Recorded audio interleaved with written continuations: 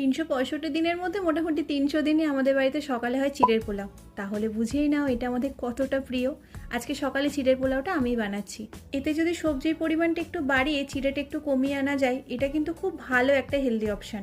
নামানোর পর উপর থেকে অল্প কিছু বাদাম আর একটু মিক্সিড, ব্যাস একদম রেডি। আজকে সকাল থেকে ওয়েদারটা ভীষণ ভালো। খাওয়া দাওয়ার পর বসেছি একটু বারান্দায়, অগাস্ট মাসে প্ল্যানিংটা করব বলে। মাস তো প্রায় শেষ হতেই চললো, 2-1 দিন মতো বাকি আছে। তারপরে এসে দেখি প্রোডাক্টটা এসেছে।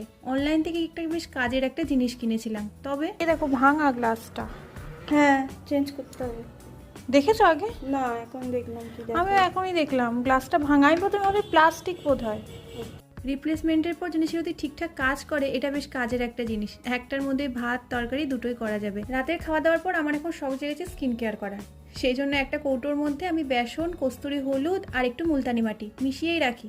তার মধ্যে অল্প একটু জল দিয়ে এটাকে এখন ভালো করে মুখে এবং গলায় লাগিয়ে নেব। অনেকদিন থেকে ভাবছি এসব প্যাক লাগানোর জন্য একটা ব্রাশ কিনবো, তবে ওই যে বাজারে গেলে সব মনে থাকে, এটার মনে থাকে না। সেই জন্য একবার চামচের পেছন দিয়ে একবার হাত দিয়ে কষ্ট মষ্ট করে এটা লাগানো কমপ্লিট হয়ে গেল।